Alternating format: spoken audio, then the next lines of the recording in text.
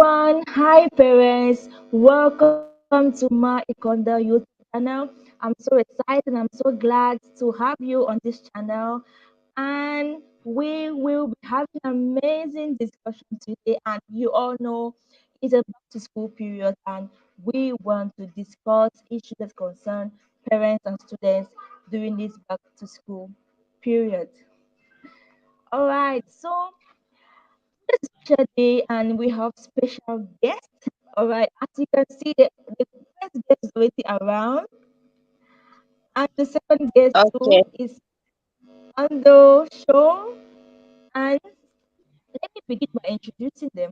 So, the amazing lady that you see, I think on your left, she she is Ijoma.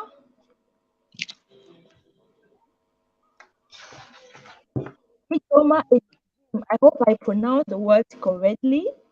Yes.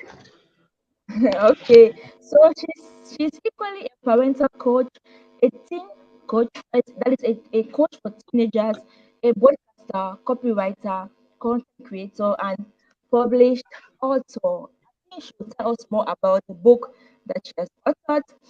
And the only male in the show, his name is Caleb Ola. I hope I pronounced it correctly. So Yeah. Yes, he you can have it. He is an upcoming clinical psychologist that loves counseling for one's happiness to rise again. Okay, so we're going to dive directly into the first topic of today, which is Thank about you. academic challenges. So I'm going to invite Ijoma to go straight to the point and tell us some academic challenges that parents can face in this moment. And you know that there are challenges that kids face in the world today, and it's really affecting their academics. All right, so let us talk Yeah. about how we can talk about the challenges in order to help parents sail through all of them. Good evening, everyone. Good evening, esteemed Mekonde and esteemed Caleb, Caleb. Nice having you. Even though my good having you background too. is dark, as we know, Nigerian and Nepalite. So, Okay. as usual, bear with me. So, my name is Ijoma Ejim. I am a parenting coach and a published author of 3 books already. And Mm. thank you. I love what I Well do, done. being a parental coach, because it's the only thing I have seen to have passion to do. Anything that has to do with coaching, mentoring, and writing is my passion. I don't think I can put anything in place of that. And of which we see that in our world today, without mentorship and without coaching, we will really, really go very deep in the well.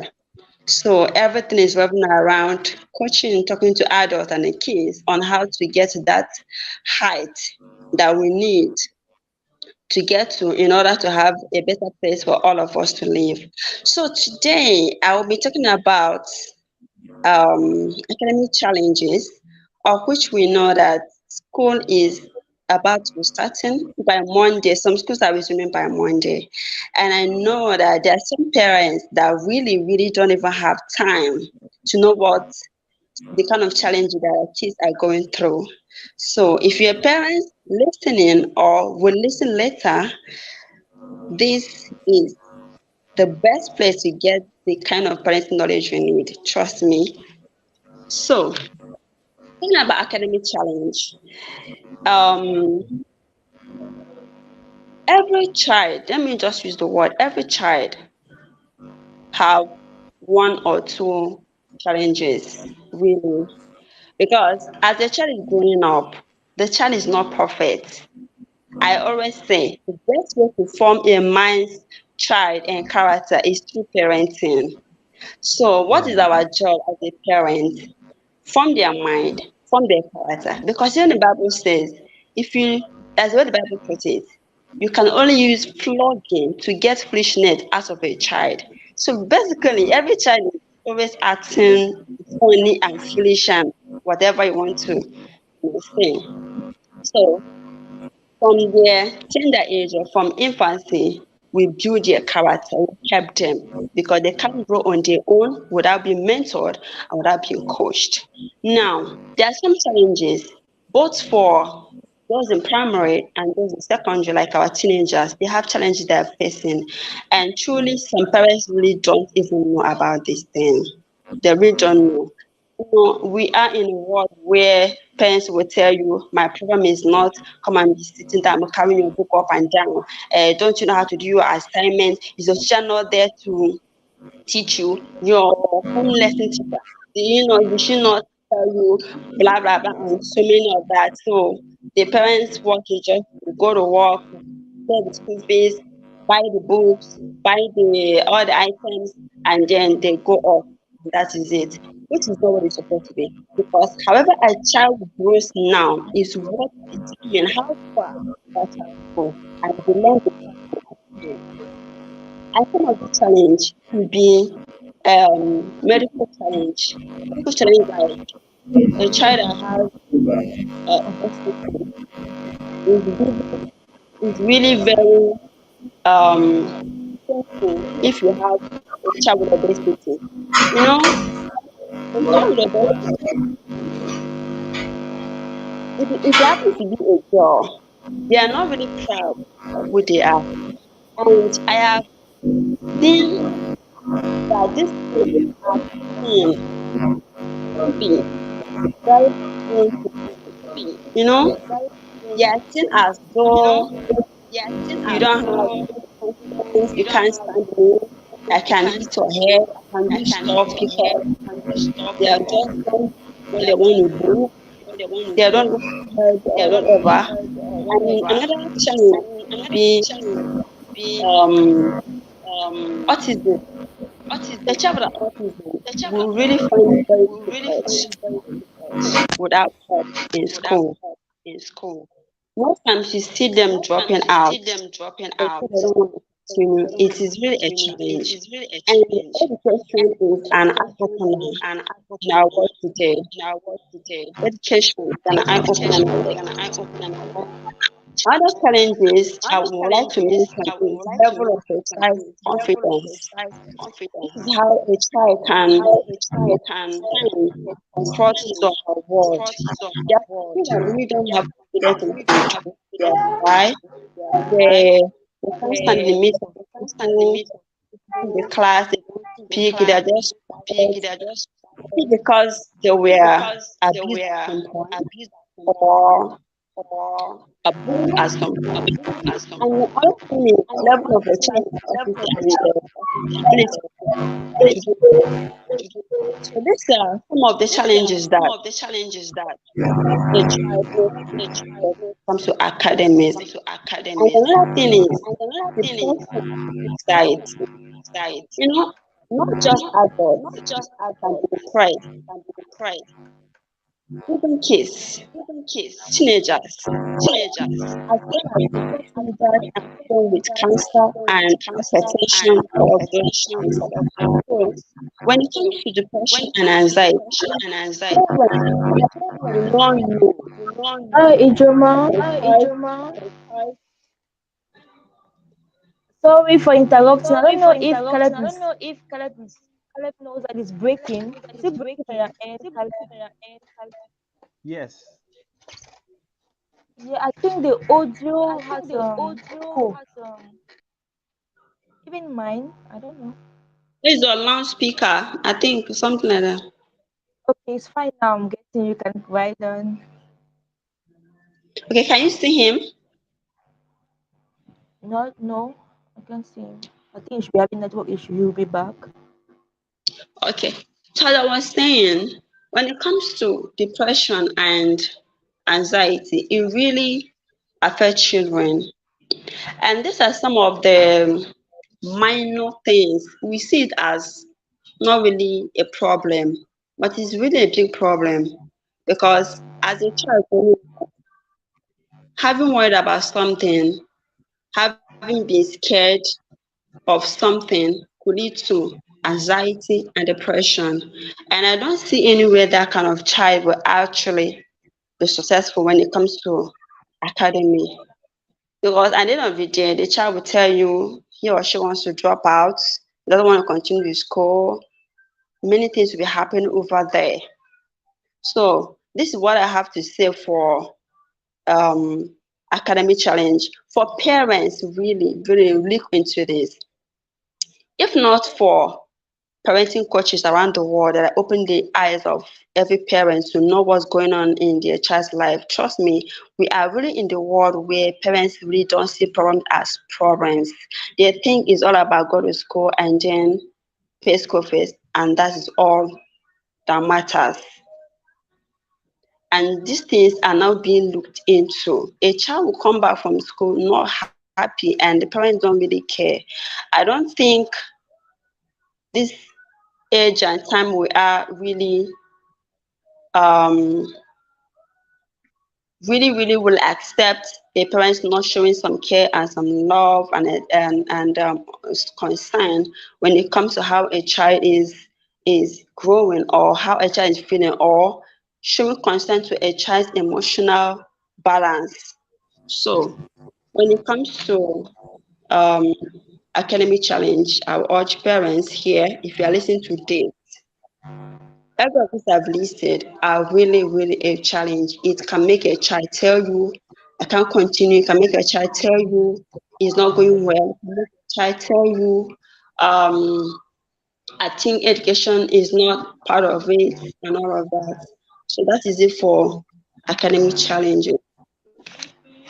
Thank All you. right, thank you so much for really shining some light on those challenges. And we as parents, we need to identify such challenges in our kids. And you mentioned some of the challenges, how it's affecting kids. So can you brief us 3 minutes how this can be dealt with? Okay. Um, like I've written down here some of those challenges and how we can take care of them. When I mentioned something about a child's confidence, like I said, low level of um, um, a child's confidence or low level of understanding. When it comes to low level of a child's understanding, there are kids that don't pick up fast. We see them, we know them, we're not going to deny it. They don't just pick up fast. It doesn't make them dull or not as smart as other person or not ever going to be as good as close to the best person in the class. It's just how I'm an example of such a child. Let me just tell you, when I was growing up, I just noticed that I don't pick it fast. If I even want to pick it and not forget, I have to go over it, go through it over and over and over and over and over and over. And once I do that, never will I forget. I'll eventually become better than the person that um cram. That people that cram. I don't know how to cram. Like my brain can't just do anything like cramming. But once I go through something over and over, I get it. Now, on my own side, I'm not illiterate. I'm intelligent. I'm smart. I'm brilliant. But it takes me time to really pick up. So I actually got to secondary school before I realized that I was doing well, but my well wasn't well enough. You get? Let me use that word. So I got to secondary school and realized that I wasn't picking that fast. Why? Then the best way for me, because I grew up with my aunts, I would always know that when you go with aunt or uncle, you're on your own. Your homework is on your own. Your everything you're on your own. It's not their business. They've taken you to school, they paid their school fees. So what do you want them to do? So I had to do all of this all by myself. I had to train myself, retrain myself all over again. Then I found a better way to help myself. Now, if I were to be a kid of 7 years, how really will I do that? I wouldn't even know I have a problem. But as a parent, if you see that your child is not picking well, I see parents calling me, telling me, my child is always forgetting, my child is, I said, you need to calm down. You need to calm down. Your kids Not understanding quickly or not picking up fast doesn't mean the child is not smart or intelligent. That is the level where he is. And basically, in everything in life, maybe that's how the child will have to grow. Now, to a parent, you require the patience and the understanding to know that this child, this is where you belong, this is how to deal with you. And this can only happen perfectly if you know who your child is. If you don't know your child, you just don't not going to know how to help. Even when you see the problem, you're not going to take that as a problem. And the next thing is low level of confidence. There are kids that are not confidence standing before the class, before the teacher, or social gatherings. It's a simple thing for parents to always use words of encouragement for them. Tell them just beautiful things. You are smart, you are beautiful. Nobody can do you anything. Look, when someone stands before you, before the class, and do something, say something, be confident that you're not going to fail. Be confident that you can do it. Be confident that you're actually the best. You know what it means to tell a child that you are the best, and a child grow up with that mindset that I am the best. And child will keep, even when the child fails, will still say, I'm the best. Because the mother or the father has told him or her that you are the best. So in this, we need to encourage our kids with words and action, the things we do and the things we say, and then the capacity and the ability of a child. There are some things a child cannot do by himself or herself, and there are some level they cannot attain. It's our responsibility as parents to help them achieve that, to help them go through the tough time, the challenges, and be disciplined enough to attain to that level that you don't want them to attain. Then, talking about challenges like this could be medical, okay, health challenges like obesity. Obesity, I believe this thing start from overfeeding. Some kids it start from overfeeding from tender age, even though some of them are from gene, the kind of gene factor stuff like that. But most times, I hear parents telling me my kids and my daughter, one parent that complained the last time, she said her daughter is just about 4 years, that she eats a lot, that she has so much weight, and she doesn't get up from the bed. She on the bed, and I brought that to overweight and obesity. Because basically, if a child grows up like that, it's going to be an issue. So why don't you work on the child's diet, exercise? The child has to really, really lose energy. Keep the child busy. It's not always about eat, sleep, and play. Eat, sleep, and play. So most times we watch what we feed them. Because if that child is a girl, in future, she will not be proud of her body. She won't be proud of herself. It's already a challenge. Being in class and looking at a slim person, beautiful, looking smart and all of that, and you are looking fat and people are bullying you, is going to be a really big challenge. And the next thing is obesity, autism. A child with an autism is a child that is sick and needs proper attention and extra work, patience, and understanding. A child that has an autism, there are some of them that go to school. They're not quick to pick up. They are slow in communicating with the environment, even understanding everything is quite slow. So if you have such a parent which child is an autism, the simple thing is knowing your child has a problem or is sick. This child needs attention, extra care, love, um, patience and understanding to walk through that. Even though we know that autism really do not have medical cure, but it has a cure though, and the cure is miracle by faith. That's all I can say. To me, there's nothing impossible in this world. I've always said, if I want anything, I'll go for it, and I must get it. So much not come and tell me, Elisha, there's obesity. That is autism. It's forever. It's not forever. There's a solution to that. It's not forever. The question is, do you want solution? If you want solution, you will find it. So most time when we see problem, we assume that's fine now. So the child should go like that. It shouldn't be. It shouldn't be really. And then the last thing is depression and anxiety. Depression and anxiety is really hard for parents to actually discover that their kids are depressed. Maybe due to worries, something has happened in school. It could be the fault of the parents not paying attention to them, and they are really depressed. Now they're in trouble. How would they tell mommy? Or how would they tell daddy? And this mommy and daddy might not even listen. Definitely, the child might be depressed. So the only way out is just for the parents to learn to know when a child is in a different mood. If you can be your child friend, if you can be your child friend, you should know when the child is happy and when the child is not. And then the last that I would say is peer group. I mentioned something about this peer group because in schools, it's hard to find a school without peer groups. It's very hard to find schools without peer groups. And some of these groups we see, the reason why kids are joining is not um for fun. Some join parent because of the parental absence. Some join by by force, you know.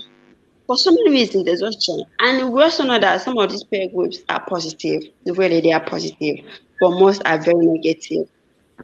So, if you know your child, you should know where your child is, where your child belongs, where your child stands, and then you will know how to help. So, this is it on how to deal with these kind of challenges. Thank you. All right. Thank you so much, Ijoma. That was so educative. Thank Amazing and brilliant you. explanation. I hope that all the parents who are listening to us right now are getting a lot of value from what Ijoma is saying. So we're going to Well, move on to the next topic of today, which is on trauma awareness. That is where Caleb Ola is coming in. Hi, Thank Caleb. you. Hi, mom. How are you? I'm very fine. Okay, so we're going to move directly, and I'm going to just ask, Okay. like, how can educators recognize signs of trauma in students and offer appropriate support? Okay. Trauma awareness. It involves three things: understanding, anticipating, and responding to issues relating to that is present in any survivor whatsoever. I say it that way because we have several trauma in varieties. We have the one of the and this trauma leads to what we call psychological disorders. For instance, we have the stress disorder, we have anxiety disorder. We see that a child comes back from school and just gets stressed mentally. You ask the child, why is this happening? The child won't talk. mm, Some will talk and give reasons of, okay, it's the teacher that did this to him or her, or the peer group did this to him or her.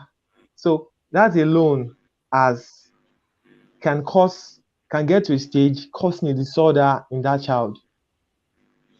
The a second disorder is this anxiety disorder, whereby the child will be so extremely fearful to the extent that won't be able to speak out in class and all that. mm, As you have said, um, Mom Idiomas has said, she said something like the stature is part of it also, the obesity aspect. That's a body dysmorphy disorder whereby this child feels, my stature is getting me obsessed to an extent whereby their prayer groups comes to them, laugh at them, they want to speak in class and all that. That's a part. That's so we have so many varieties of them. So this trauma awareness is we are speaking on how to recognize them and manage them, or we find a way of making sure this doesn't come true as a parent and as an educator. So see the instance of we borrowing, we borrow an individual, maybe our neighbor, something, an equipment, and they just use it anyhow. Reason is because they can't see a value from what you've given them. Mm. Likewise, teachers won't see the future. Most teachers just use students, come to class, misuse them, and they feel because they are not their child, which definitely will come back to them actually. We come back to them because these students will never forget the fact that this teacher did this to me. So that is leading us to what we call the ways, if you're truly concerned about our child, and as an educator, really concerned about our students or pupils, there are ways to deal with them. So many ways to deal with them, but I'll pick up 5 to 6 ways to deal with them. So, number one way is what we call the sensitive approach. This approach is for both the parents and the teachers, whereby they are to be very sensitive to every of their pupils. Every student are not they are not the same. They differ in Yeah. personality, they differ in the way they react to people, they differ in their thinking, they differ in emotions. For instance, a teacher that just comes to class and shouts at a student,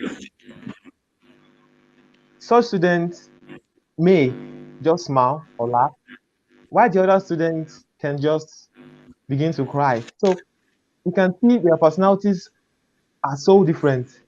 So now at this point, every teacher is expected to understand their pupils so much. I have an instance of somebody of a kid that just came into a school, actually came into a school, and all this while I didn't notice like our distance. We just she's an happy person. She sees people and just go hug them, very jovial. When she's in a mood, maybe something went wrong. It's very rare to see her in that kind of mood. So I noticed in a class, the teacher just came in and asked her a question.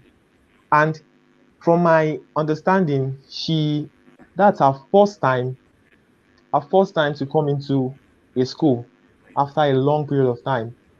And she's in a primary school actually. So the teacher came in and just said something like, "Do you?" She explained a question to her. She solved it and asked her a question. Okay, do you know this? What is this? And just she kept quiet. According to the teacher, she kept quiet and didn't see anything. Immediately, the teacher just voiced out and shouted at her. Before you know it, she started crying. So I had to ask that why will this happen? Later, I discovered that she was a stammerer. When she gets nervous like that, before she speaks up to take seconds before she speaks up. So that teacher now is at fault actually, not the not the kid, because she every every of us are pupil in class. She should understand every one of them. That is the duty. It's not just coming to class and teach and all. And as a parent, understand your children better. So as a parent now, you should have gone to the school, know the class teacher, and inform her, okay, my kid is like this and like this and like this. Now the parents had to come and attack, and she came to challenge the teacher, which got the teacher angry. But that first time I went to their class to ask her the question, I knew she was she was a stammerer. Immediately I knew a stammerer. I didn't know all this were. So that alone has disqualified that teacher as being an expert in that aspect. So every teacher, every parent should be very sensitive. A kid will come home, a student will come home and want to explain things to the parents. Parents then get busy. The best friend for every kid is the parents. Parents should form the habit, if form the habit of asking the kid every now and then when they come back from school. They will always find something to say. Definitely, they will find something to say. And such thing, as we know, and in our profession, there is no information that is useless. Even a madman, when a madman speaks, we bring up points from it. So that alone, the parents expected to understand this child. Okay, this child, what are you saying? How is, even if the child is not talking, bring the child down, sit down, and explain. That's the best way to train, to tackle such as a parent and teachers also. So that is a part of it. Then number two now is what we call supportive environment. We have parents that don't see reason to sit down because they feel their work is taking their time and all. That Yeah. is killing the child bit by bit.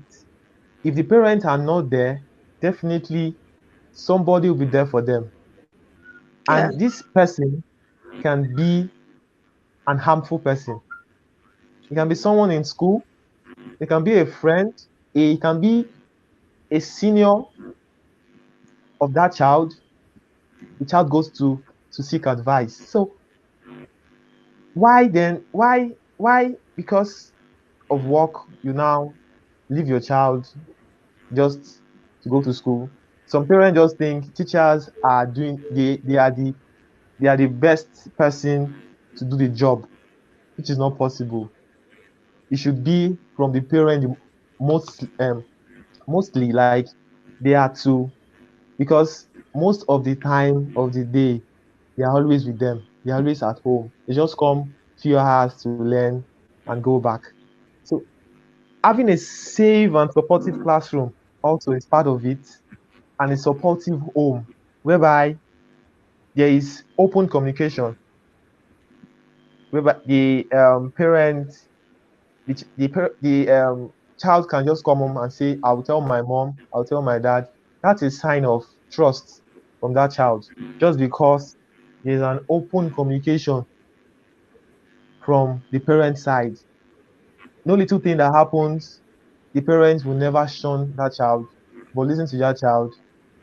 It's a very safe place to be, not on the side of the teacher the most, because normally the teachers have their job to do, because if you are they are in school, they should be with their teachers. But they're mostly with their parents.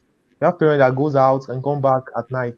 Both parents, at least one should be with them to listen to them every now and then. because you can see now that this generation now, children are they get so smart at the age of 3, 2, unlike then that they have to be around 9, 10 before. But now they are very smart. You see them speaking and be surprised where they get this kind of words from. So this is a time parents should be with them the most. Yeah. We have teachers out there that mislead them, and that is affecting. That's why we have so many of them that have gotten into different negative acts all over the world because somebody Hmm. out there is a stranger out there is speaking to them, talking to them, Yeah. not the parents. Yes, so that's part of it. Then we have the part of what we call predictable routine, dealing with trauma awareness, dealing with trauma because we know these things, this trauma kind of issue is prone to happen. It's prone to happen. We can't stop it, but there are ways to curb it, not to get so vast in the child. There are ways to curb it. So predictable routines. This is a kind of routine whereby this student feels secure. Routine like a child comes home and not just come home after the whole stress in school, but come home and there is something to eat. They sit, eat, take their bath, relax, talk to the parents, and all like that. That's a very good, especially for kids. Kids get stressed so much. They get stressed so much, whereby they begin to say things that you will know, okay, this child, you are stressed, just go and sleep. They overreact to things. So at this point, they're expected to have a predictable routine. When you come back home, you take your bath, you do this, you do that, then you go and sleep at this right time. I have parents that just that when it's Monday to Friday, they don't watch TV. They go read their books and do that and chat with their parents, but no TV. On Saturday, they have a given time, they watch the TV and end it. On Sunday, after service, they go sleep for the next day. So that's a very predictable routine whereby you don't need to talk. Just when you just look at them, you understand, okay, no TV today. Let's go and sleep and all that. So that refreshes their memory. Now we have children out there now that after um coming coming back from school, you now see them, they take things to sell, go out to sell, or the parents are fond of sending errands. You just see them go and buy this, the next minute go and buy this, next minute go and buy this. They sleep around 11, 11:30. A kid, that is that is a risky. So stress has disorder. Stress can get to an extent that it leads to it's now disordered. Like you will know when you're stressful, there are things to do. But when it's not done and it's repeated consistently, it gets an extent that it can't be controlled anymore. We have stages for them. Stages for them. So this trauma, dealing with trauma now, that should be considered. That should be considered. Now, another one is this positive relationship. As I've said, like I have there's someone I know, a kid I know that I I was I begin to teach such child, and this child right now is getting to understand what I've been teaching the child. Unlike before, it's always very hard for other teachers. So I noticed during the time she was in other classes, I noticed a mature girl, actually, a girl, she should be in XS1, but still in GS2, and Wow. she has a very big height, stature, unlike our peers, they're having a very little stature and all. So it has affected her so much, and I'm sure parenting was part of it, because I see that she's not dull. No one is dull. No one is dull. Everyone is smart, but Hmm. she wasn't given the chance to express her critical thinking, express her emotions during the time she should. And this is um expressing this thing starts from a very tender age where they are free. But if it gets to an extent and the child doesn't speak up as he or she like, something went wrong during a childhood. So I felt something went wrong. So I make sure that every class we interact first. We interact, we talk and talk and talk. We talk normally, and you see her, she speaks too with her friends. I was shocked. Really? You can speak like this? So so with that, they will come into the class, and anytime I give an example, I explain very well, and I carry them up very well. I have someone in class that is always um, distracted, very distracted. Little thing is distracted. So I have formed the habit of bringing up his attention. I understand every one of them in that class.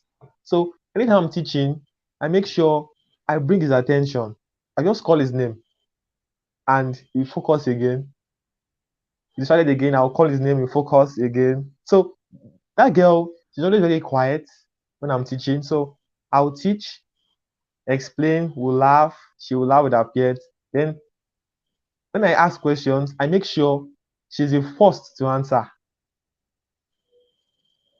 So I'll tell her, okay, no one is answering until you answer. We'll wait for her to answer. Like, fortunately, she answered, and I was amazed. Really, since then, she has been so free in class. So that's a positive kind of relationship I've given them all together. Then I've made a supportive environment, creating a very favorable one. Unlike someone I know that she gets she gets moody. Maybe something happened at home. She comes to school and transfers it to everybody in the school. I wonder, what is that? I wonder what is that? So that alone has pissed everyone off. Like, we'll be in school and no one answers her except I. Like, I answered her very well. So when it comes to that aspect, I just make sure up. Like, I make her happy again. It's the way I do it. So it's it happens often. Happen often. And she's feeling she's a great teacher. Actually, she's a great teacher. When she teaches anyone, everyone understands, especially the kids. But that mood kind of affects everybody. So that changes the environment that day. But I then make sure, okay, it doesn't affect anybody. I just make sure that so that aspect alone, or a teacher I know that she when teaching, I would say she's still young in teaching. So when she teaches like that, she reacts easily. A child just does anything, not getting maybe a child wrote one, two, three, and then wrote six, seven. Immediately, she just spanked the child. I had to question that. So we had to let her go for a while, and we took over, and we saw that this. the pupils were doing so well. This girl I'm talking about, this kid I'm talking about, there is one of them that's very outspoken. I introduced. She's still in crèche. Yes, crèche. So I introduced something like um past tense and present tense. So what other ones don't know, she's getting it so easily, and she's using it frequently. So why is it that when it comes to writing, she's always beating and spanking this girl? So we had to let her go for a while, and we took over, and we saw that the environment matters. The environment Yeah. matters. Environment. So we saw that she was so lively. She sat down. I had to teach her. So I saw that the problem she's having was 4 and 7. She was using 7 to write, writing 4 as 7, writing 7 as 4. So we're still battling with it right now. So I pray when she comes back, she has gotten it right. Because um this is why we do have what we call and summer coaching. This summer coaching is a way of reminding them what will be taught in the new section. So that's I've created a positive relationship and a supportive environment. Trauma cannot stay in that kind of gathering. So Yeah. yeah, so this um lastly, there is what we call coping strategy. Every child should understand that, and every parent should um try to introduce and explain that to their child. You understand? So that alone. So this coping strategy helps them to manage stress and manage fear Mm. each time it's about to show up. So Mm. number one is what we call um, they should form the habit of celebrating their small wins,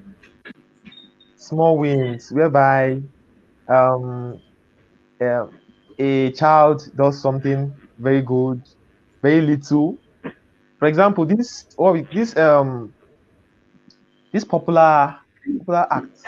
Clap for yourself. A round of applause for the child. And this that alone has boosted the child's mind throughout that day. The child will want to talk. You see them, you ask them a question, they will all raise up their hands, they want to talk just to receive that act. Round Yeah. of applause for them. So that alone has changed that environment. There's nothing you teach at that environment that won't stay, except the child is having something in mind, maybe thinking of something in mind based on what is happening at home.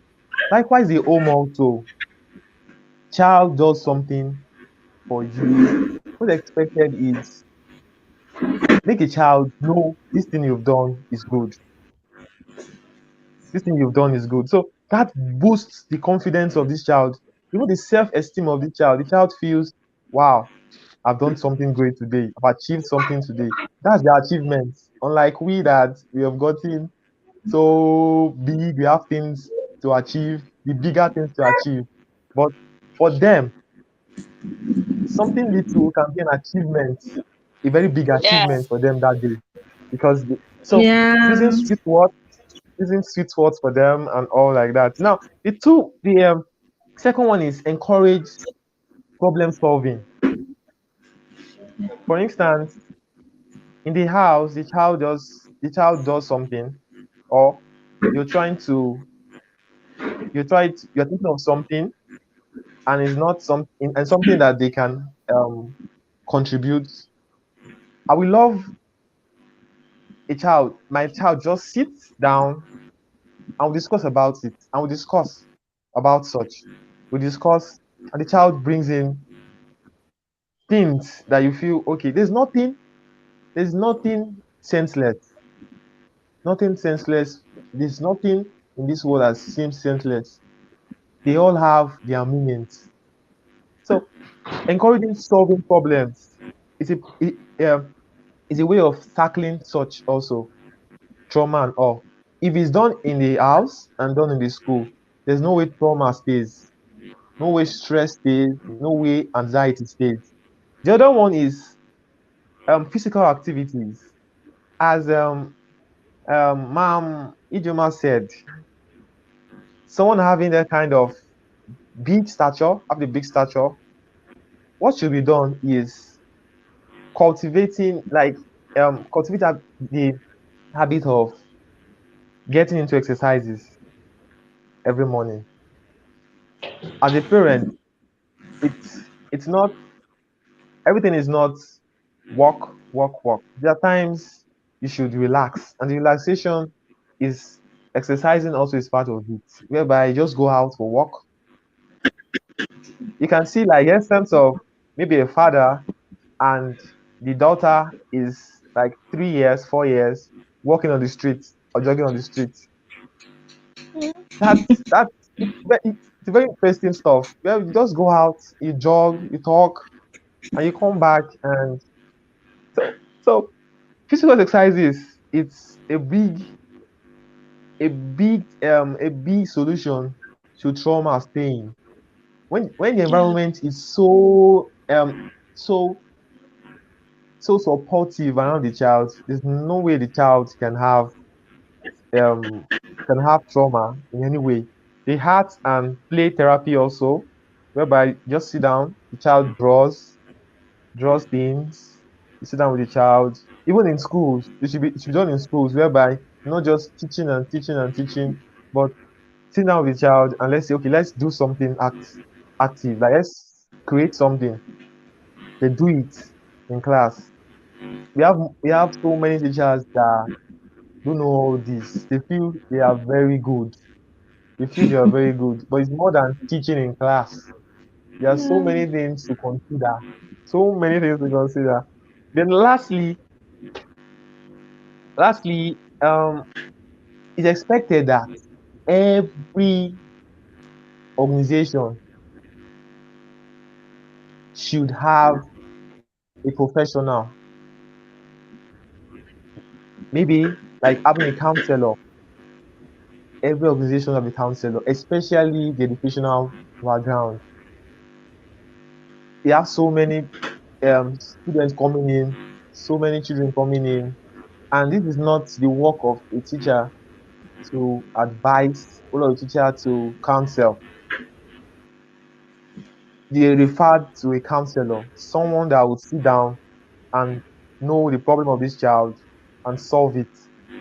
That's why so many schools out there are having problems of the parents coming and saying, I'll take my children away because of this and that, because of the teacher, I will do this and that. They come, arrest the teacher and all, because all these are not in place. They're not in place. Over there, oversee, this is a paramount thing. Every organization having a counselor, someone that will stand and speak and understand these children and and like it's a very it's staying as a safer place for every kid. That means the counselor is a friend to everybody. Is a friend to everybody. So that should be any school not having a counselor can't stand well. They can't stand well because trauma happened and it happened without you noticing. You just see it coming. You can't see it coming, just see it happening.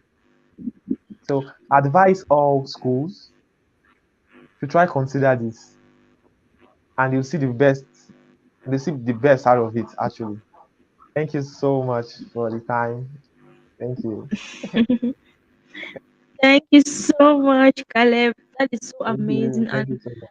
I've actually learned a lot, and you have actually said so much on Thank parenting you tip so as much. well, and all trauma stuff. I mean, it's something that is so important. Like you just said, We parents just have a great role to play in the life of our kids by creating that supportive Yes. environment where our kids feel Yes.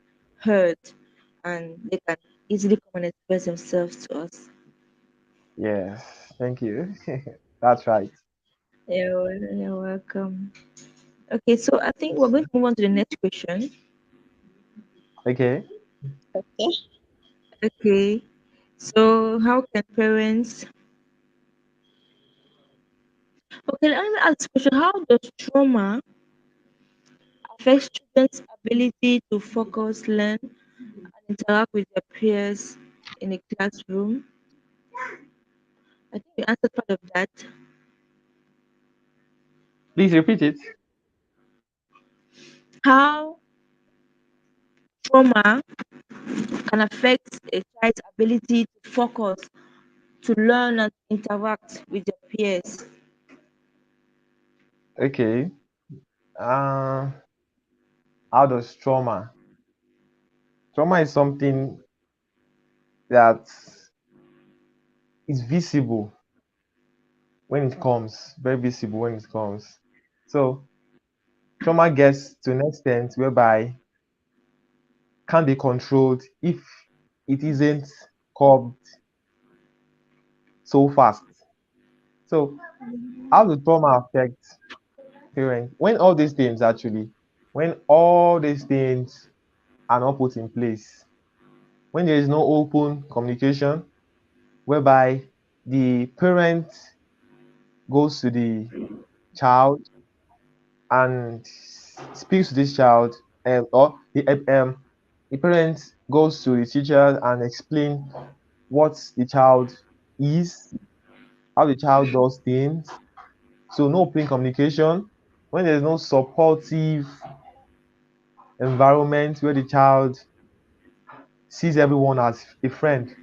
You have some schools whereby a child sees a teacher as a monster. It shouldn't be so. You understand? They have some children that we go home and say, ah, my teacher is a monster. Why would a child say that? Something went wrong. It's something Something here. went wrong. Yeah, so trauma comes when all these things are not put in place. When there is no open communication, no supportive environment, then when these triggers also are not recognized, we have specialists that recognizes these things. Teachers should recognize it also, but they we have it's for smart, observant teachers. I'll say in quotes, we have teachers that are smart, but they're not observant. They're not seeing things, but they are thinking. They can think why, but they're not seeing things. Observing is seeing. You're seeing So, something that this is personal. wrong. Yes, and all that. So that's all these things, when not put in place, it causes a child getting to trauma level, and this can lead to extreme level that can't be controlled anymore if not curbed on time. Yes. Thank you. All right. Thank you so much, Caleb. And there's even this Yeah. last question I want to know, like, Okay. what are some examples of trauma-sensitive teaching practices that can trigger students or benefit the classroom as a whole? Okay. There's something we call, there are some teachings that most times is not done. We have adults, we have students of 18 to and above that can read and write. Why the kids that can't read and write? There are ways to lecture all of this. Number one way is what we call it social emotional learning program.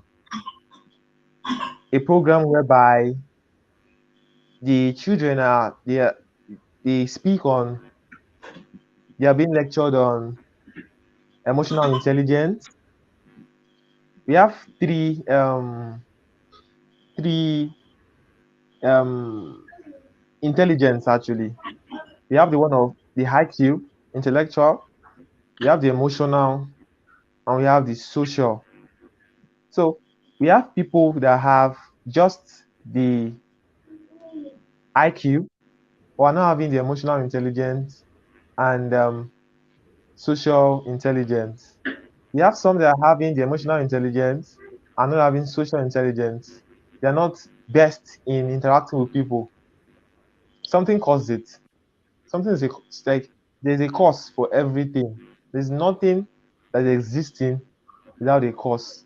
A behavior that you're seeing, something caused it. And starting from the mind has programmed it that way and seen life that way. So this child then accepts the life that way.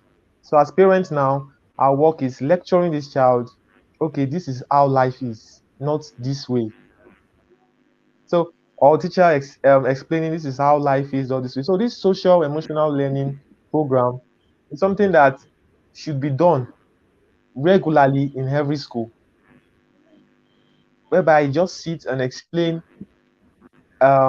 values to them, they explain ethics to them, they explain intelligence in the aspect of emotional, social, and the IQ. Then we have another one which we call the there is what we call positive self-talk, whereby there's a gathering where they just sit and talk about themselves, talk about things that they've achieved, talk about things they achieved. So that alone, that atmosphere has adjusted something in their mind. When they hear people talk and see their achievements and see what they've gone through, they see themselves as, wow, I've not gone through this and I'm like this. So they understand that, oh, I can do better. So this is a part. Then we have some ways whereby it can be done. Other ways, there are some online courses that could help also. These teachings that are done online that could help for those ones that are above 18. You have people that I there is there is something like people go people are going out, people have a problem and they go online to search for solutions to them.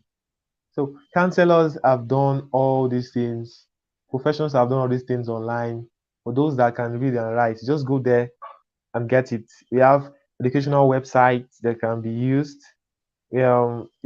Also, there are schools also, big schools that go for seminars that they teach all these. So all this will help the child to help the child in these issues. These issues, any issue they are having, they are being sorted out. So the mind actually is the one that does the adjustment first before acting it. So the mind does the work before acting it. So there's a adjustment. So when we speak on something, people get convinced. You have to convince them, okay, this is what life is and not this way. So they begin to understand, okay, okay, everyone is learning. No one, no one is perfect. Everyone is learning. So learn every day with these things and how to react to issues out there. Thank you. Okay. Oh my God. Thank you so much, Caleb. That is so an You're welcome. amazing session that like You're creates the welcome. awareness that we parents need to know, especially in this season. And talking about this season, it's a back to school, and every parent is like, "Oh, where's the back and book, school fees?" I mean, Yeah. atmosphere is already changed in the house, and that brings me back to Idoma. And we actually, still very new to school things because it is actually this year that my daughter started going to school. And I think I need some tips from you, Idoma, as well. She talked to us about school preparation, how can parents get themselves prepared for their children's school. Thank you very much once again. Thank you for having me. While Esteem Caleb was talking, I just realized that our world is revolving around parenting. Without parenting, we cannot get it right. Yes.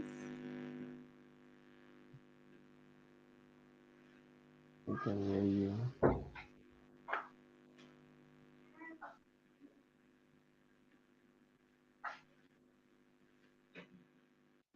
Hi, Idoma. Can you see me or can you get me?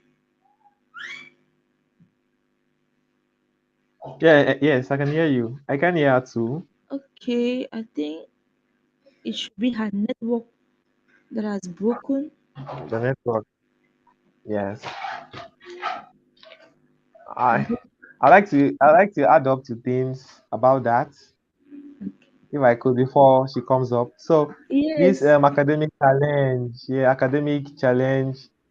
there are so many things that we should consider as a parent.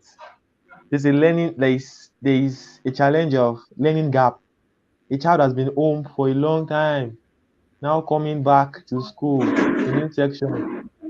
What is the child going to see? So as a parent, we have to sit down and talk with our child that okay, I know you can do this. I know you are good. I know you are this, you are that. So that alone has boost the morale of the child that whatever I see, I know I can do it.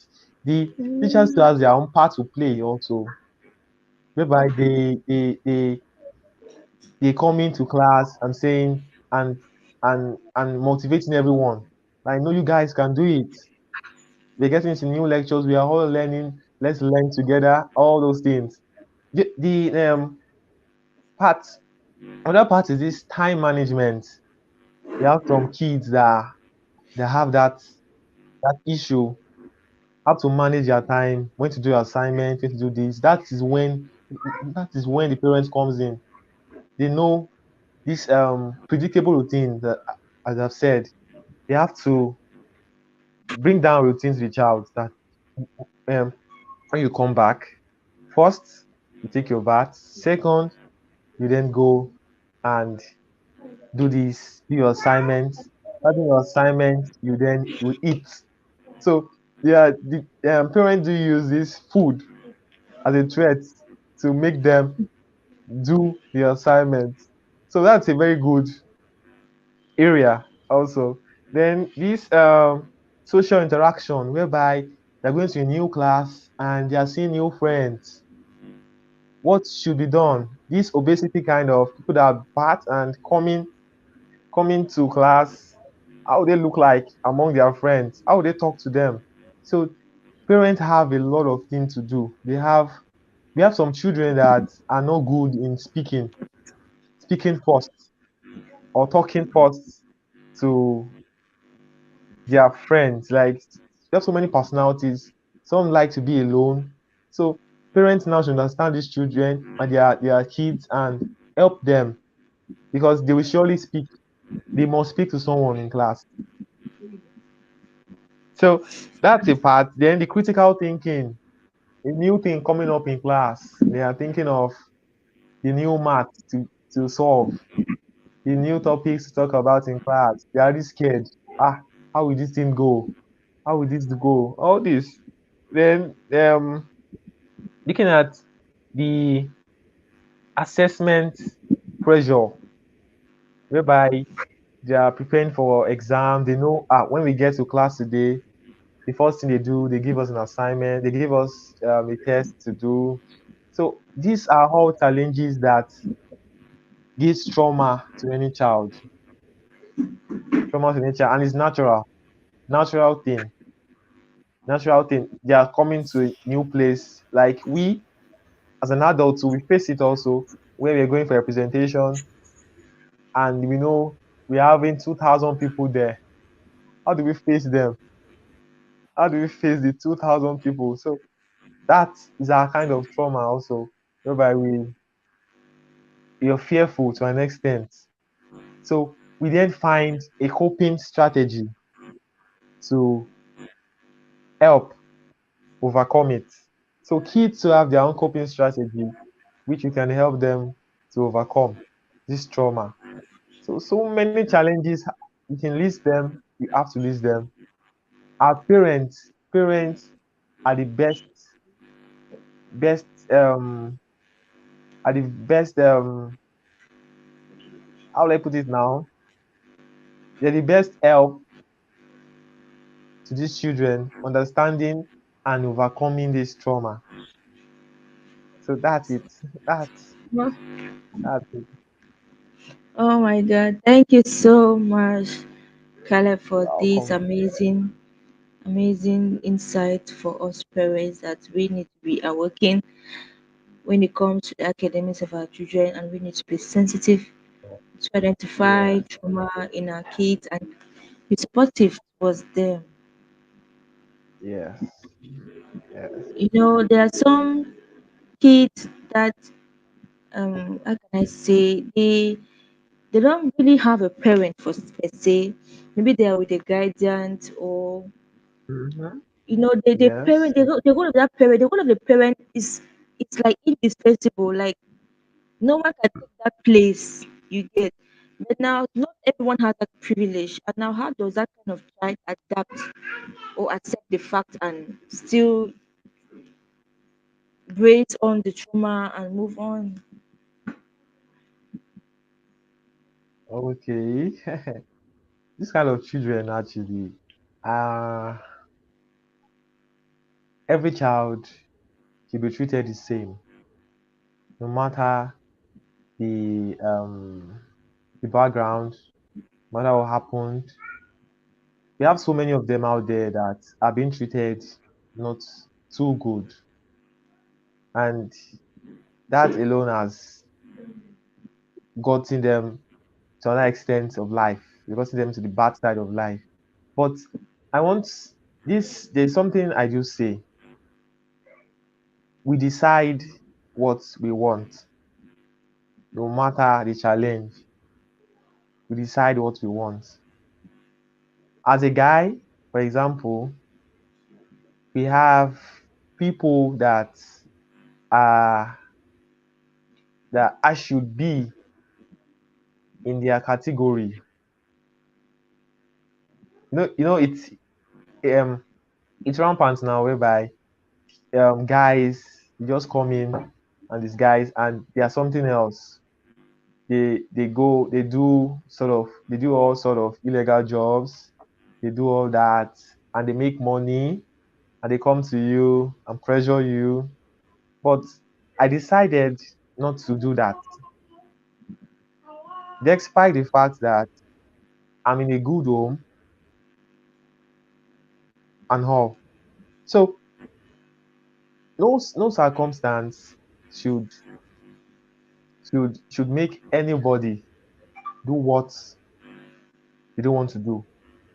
So the aspect of a child having a guardian and all like that, this child should understand the fact that this life, you can make it.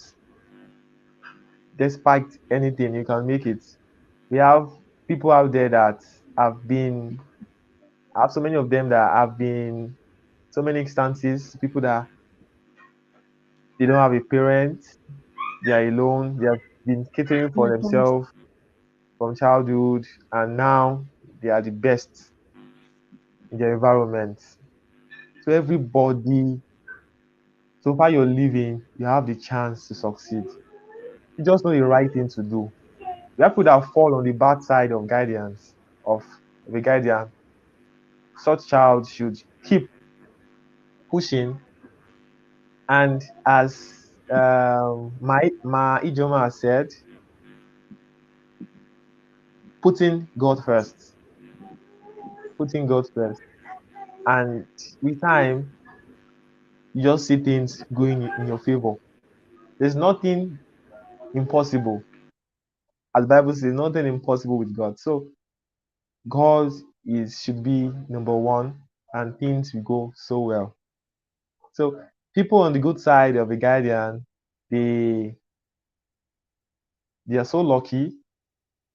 I would say they are lucky, but not every home knows what we just spoke about, helping your children and all. Not every home knows that. So what should be done now is the child should know all this. One way or the other, the child will know all this. And if the child is one of them here, or we have a parent here that could um, educate this child, the child knows it and help him or herself.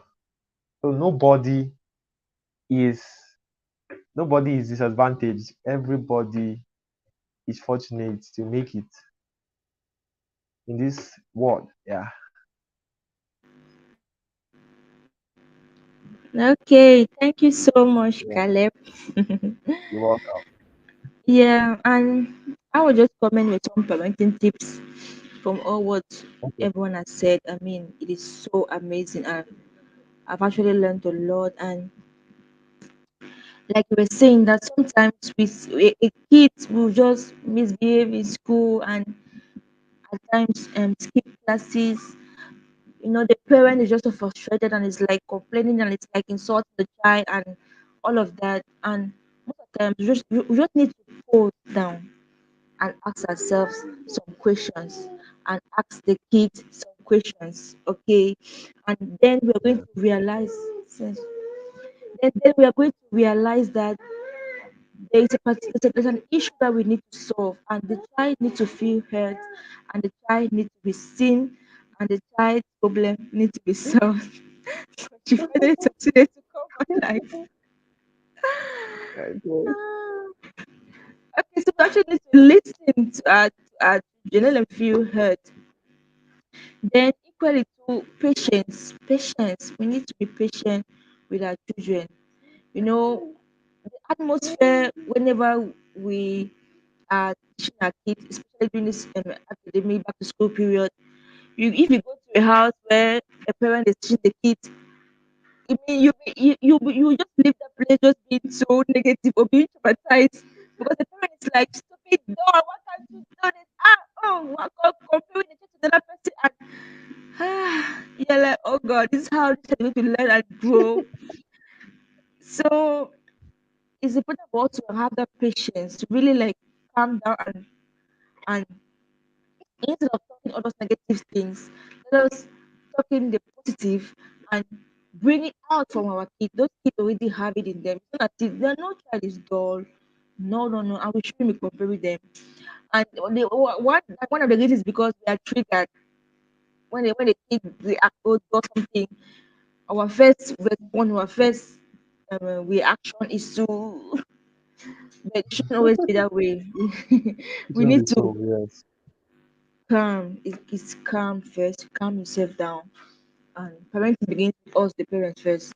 You need to calm yourself down. Yes. Ask yourself some questions and ask yourself what are some better ways I can do, what are some strategies, some methods that I can use to get this child to understand.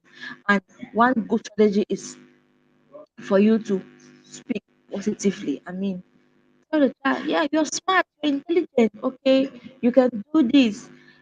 The child may not be smart at that moment, but that will actually bring it out from them, and that will equally motivate them and make them feel like, okay, I can do this, and build their confidence, build their self-esteem, and equally help them to actually be more performant. Okay, so who doesn't help to just come in and you know all of that. Mhm. So I hope more parents will get to, and all those parents who are listening to us, I hope you get these tips, and we are open for questions that you have. Our guests are here, and if you have questions, you're free to give out your questions. Okay.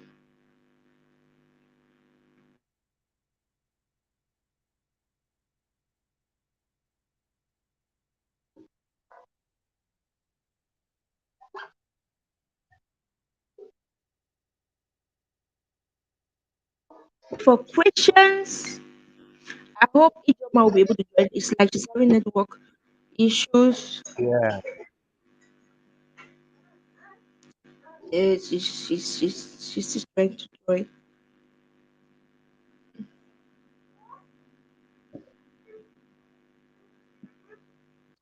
Okay, so yes, okay.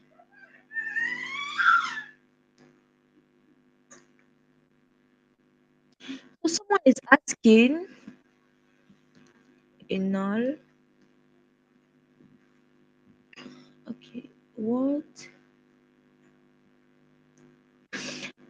Okay, so someone is asking this question that okay, when it comes to academics and studies,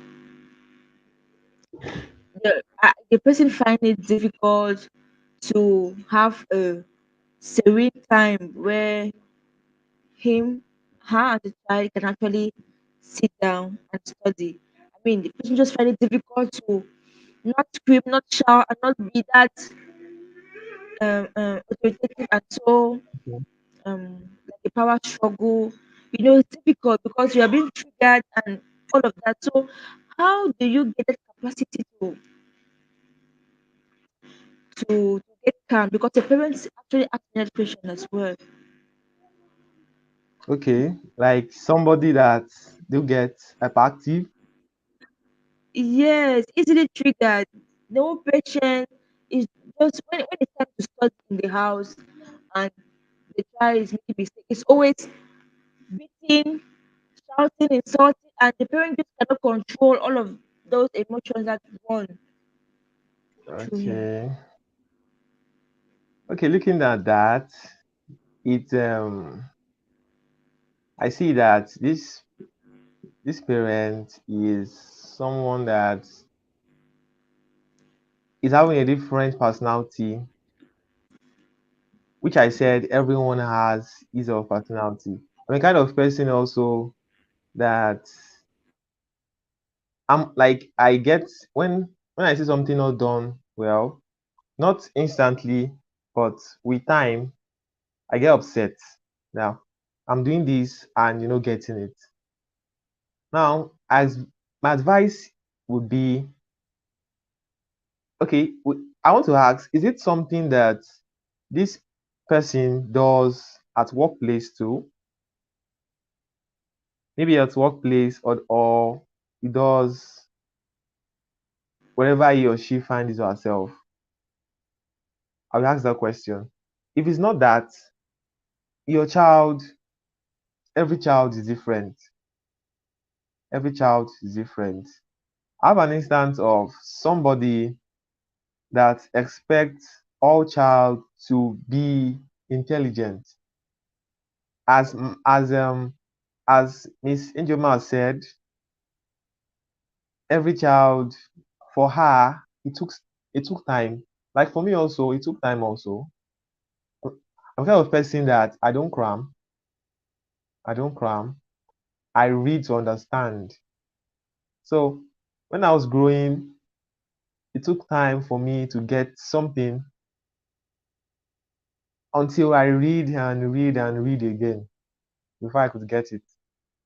So for that kind of child, something is going on. Maybe every child is smart. Maybe the child needs time to understand that concept. I told you of someone that speaks very well. She used past tense, speaks very good English.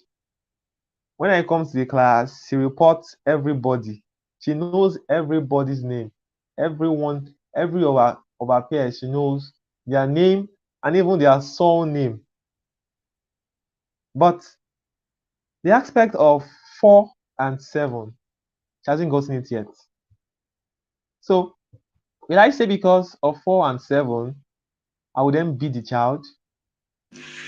Because 4 and 7, this 4 and 7, something went wrong. It can be that you know we're not seeing our minds, we're not seeing our brain. Our brain develops as time goes on. Our brain is starting from a blank space. there is a scientist that talked about it. Is it Plato? Yes, that says our mind is like a blank space. So like a plate that is very empty white. But as time goes on, the child is learning how to crawl. The child is learning. Some children, it may take them, instead of taking them that day or 2 days to know how to crawl, some it takes them 2 months, 3 months. So you should have understood your child from day old. A child that is learning how to walk, instead of walking at the age of 2, the child is walking at the age of 3. So that alone, you understand, um your child takes time, is taking time to understand. Some children that it will take them up to 6, 7 to start walking perfectly. So every of these things is the brain is having. It can be so some people, it's the fault of the parents whereby what she's not expected to take during pregnancy, she took it, and the stage of the brain developing, it affected it. I learned that there are some things a pregnant woman shouldn't take when she's pregnant, all those things. So the fault would have been from the parent herself, from that parent herself. Now she's now blaming it on the child. It shouldn't be so. Yeah. Yeah. Every child, every child from God is a perfect one. But our mistakes as human affected someone coming up from herself. So that child not getting it, it can be she took that. And another aspect is the aspect of um what we call um gene, Follow dirty. whereby the Dirty. child takes the mother's the mother's how do I put it now? Takes the mother's personality and takes the father's stature.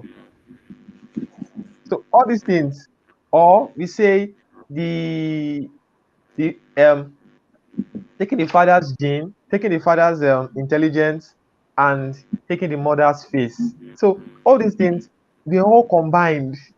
You have the two kind of genes, the dominant and recessive. So the dominant one are the ones that we see from a child. We see. I can see your child there, your baby there is having the face, maybe of the face of the daddy, Father. I would say. Yes, because she's not having your face like that of the father. So all this you can't, so it means she has taken that critical thinking, taking that aspect of reasoning from either of the parents. It can be from he himself or herself. So we can't blame any child. Every child learn in their own ways. There are so many ways to teach a child. So that parent expects the parent to help the child to understand. As I've said, all these trauma awareness, all these ways of dealing with trauma awareness, bringing up a safe, supportive environment, bringing up um, bringing up resources available. Sometimes it doesn't mean you writing and writing and writing. There's some children that learn through watching. They watch and they learn so fast. You see kids Mm. singing the songs immediately after, not writing. So there are so many approaches of learning. So if you can make use of them, and this trauma dealing with, because I'm sure that child has gotten to a trauma level, maybe mild, a mild one. So these parents should help this child regain confidence.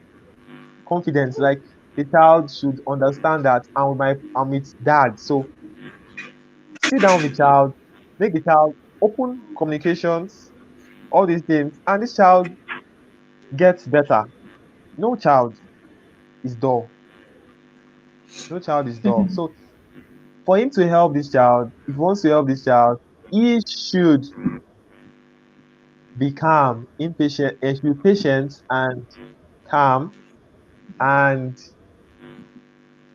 um open in communication. Every child is smart now. 2-year old can speak like 7-year old, which I've been saying all this while. 2-year old speaking like 7-year old. So every child is smart. If he doesn't work on it now, that may affect this child when the child grows up. That's what I can say concerning that. That's very correct. Thank you so much, Caleb. And this another question is coming up. And before we take that question, I just want to mention the fact that that word calm, it is very easy and nice to pronounce, but in the Yes. actual it's not funny. I mean, So so I funny. want to like to give some tips for parents, like how to become, like how can you really learn it. There's what we call mindfulness practice, where Yeah. yes, you need to first of all have some basic knowledge, like I was saying, know your child's. When you know all this about your children, it gives some peace. Understand? So you don't This piece. expect Yeah. something that cannot give you at that moment. So just give you that peace. Then you also need like to take some time out. Mindfulness is all about you taking some time out, quiet on your own, and to really calm down your body, your heart rate, okay, because you don't want to give yourself high blood. So you can even do exercises. Understand? Exercises, Exercises. Yeah.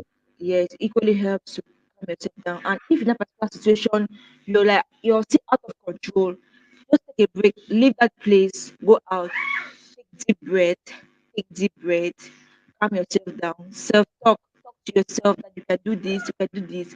Then you later on come back and be the child and say, okay, let's continue. You're in a good mood now. Yeah. There are ways to cope. There are ways to cope with such, as you said. Yeah, and There are ways to cope. yeah, let's start asking a question. You say that concerning the coping strategy, how long can one hold on that? Because she's trying hard to cope, but it's getting hard by the day, especially when you're talking over and over again over a particular issue. Okay. It's I hard. understand. It's hard actually. I understand. It's hard. It's hard, but it's just our mind, as I've said. It's our mind. Programming our mind that this child is my child, and programming our mind that this child is special. So there are so many approaches on um solving this kind of issue, starting from our mind. Program it like it's it's somebody, it's a person that needs training. How do I do it? How do I solve it? That's a way to overcome such such of such how will I put it now? Not being calm and all. So it's just the mind.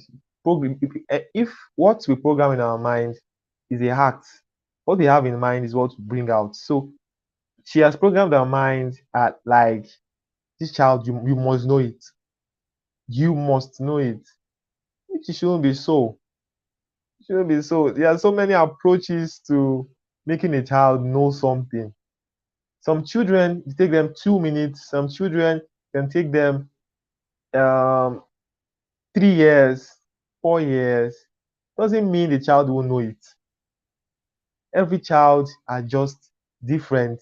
Something has caused that has caused that occurrence. It can be from the side of herself. She has done something to the child during pregnancy before this. So there's a part that has been develops in the brain so much that will make this child get this thing so fast. So it will take time to heal up that area for that particular aspect of the brain to grab it. So she has to program her mind that children are not the same. This is my child, and I will find a way of making her know it. It's not compulsorily used. Bringing up a supportive environment self, she will get it faster. Not the cane, the cane, the cane, the cane. When you use the cane, she get used to it and see it as, mommy, what will you do? You beat me again. This is my hand, and all like that. So it's our mind. You just program it the right way, and to enjoy our child actually so well. To enjoy our child so well. Thank you. Yeah, you're welcome. That is really so amazing. I mean, I think we have Thank you. spoken a lot about this back to school discussions, some tips and tricks that can help us parents and equally help us students for us to strive during this academic period. So the room is open for questions. Those who still have questions, and I think that we are running up already. It's quite unfortunate that we can't get each one now. But Yeah. nevertheless, the chat are still open for you to write her and even say thank you. She will read it and she will be so glad. So let us take a final words. Final words. Okay, so Esther Okay. actually is saying thank you, Sir Caleb, for the answer. You're welcome. You're welcome, Esther. You're welcome. Just make sure, just understand that every child are not the same. You're not the same. So you just sit. It can take you a year to understand your child. You can't understand a human. Humans are complex. You can't understand a human. So what you do is just sit, watch the child play, sit and ask the child questions. You can answer. There's nothing wrong with the brain. Make the child sit down, discuss. The child is getting so used to you solving problems. Before you know it, the child, that part of the brain heals up and the child then gets things, understand what. So it can take human very complex. They are I not think robots. network is breaking at Robots, this level. So I just want okay, to thank Mr. Caleb. Okay, yeah, you're back.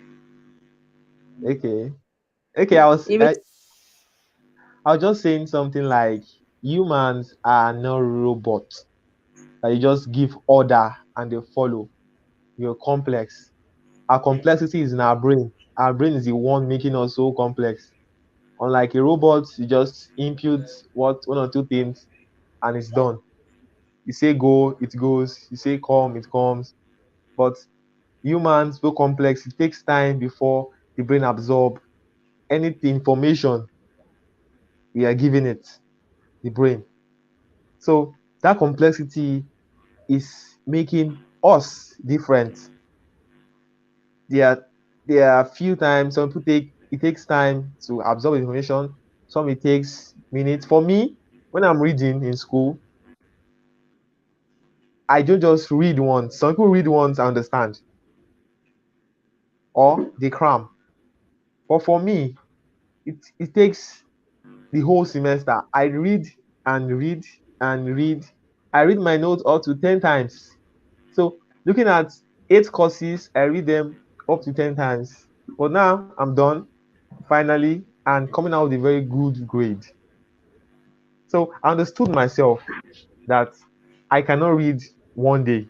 And I understood myself that I don't read at night. I read in the afternoon. That's all. Those things make us complex. Some people read at night. Some people read 2 a.m. Some people love walking around and reading. Some people just start talking to themselves and all funny kind of readings and all. So understanding ourselves is what is paramount. Understand yourself and then you find a solution to it. You can hear me? yes, I can hear you. Thank you so Okay, much so that's all. for Thank you. Yeah. that. Okay, so I think I'm going to run up now. Children are gifts. We parents are gift handlers, and God is a gift giver. So we parents always want the best for our kids, and we need to see them as gifts and value them as those gifts, and allow God to help us to nurture them the way that Yes. we want them to go. There's this verse of Proverbs 22, verse 6 that says, train up a child. You know, I always like to focus on the word train. That word train, it's not you coming, they beat you, they are shouting on you. No, that's not training. I mean, we adults, we have been trained in one or two trainings, and that's not how it is. There's part one, there's part two, there's part three. There's a process, there's a curriculum. There are ways, there are how, why, where. It's a process. It's a process. So we all need to be ready for this. Okay, before we become a parent, we need to be ready for this. It's a training. It's not easy actually. It's not easy actually. Sorry, I tackled if a young lady talking about somebody not taking care of the children as he ought to, the child putting on its socks that is dirty, a black socks, whereby they use a white socks. The socks can be on his leg for 1 week, not being washed, and all like that. And she's pregnant now. So that I had to tackle and ask her that she just saying she asked her that, okay, have you given birth? If she has given birth and trained her child to an extent, then I know, okay, we can talk. But wait for yours. Let's see how you train yours. So I know training a child is not very easy, especially from the mother side. Mother side, they're the one giving the child time, all that. Unlike the fathers, you don't have that time. I don't have that time. But some you do. you So guys are free. kudos, kudos to kudos to mothers out there. Moms. Kudos to moms out there. It's not easy. It's not easy. It's not easy. Ah, We thank God. God is giving us the strength, and mothers, we got this to yes, care.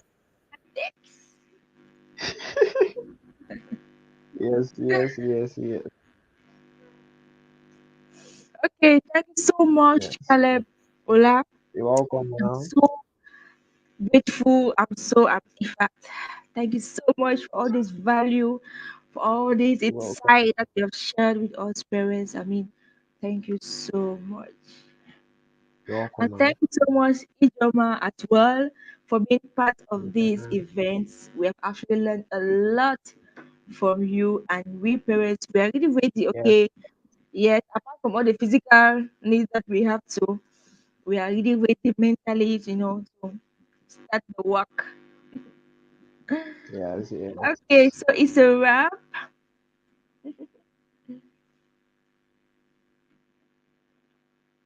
So we have come to the end of today's program, and it has been so amazing. So if you love this video, kindly give a thumbs up, press the subscribe button to get more valuable content on parenting. And we got you. We are here to inspire your parenting. See you in the next video.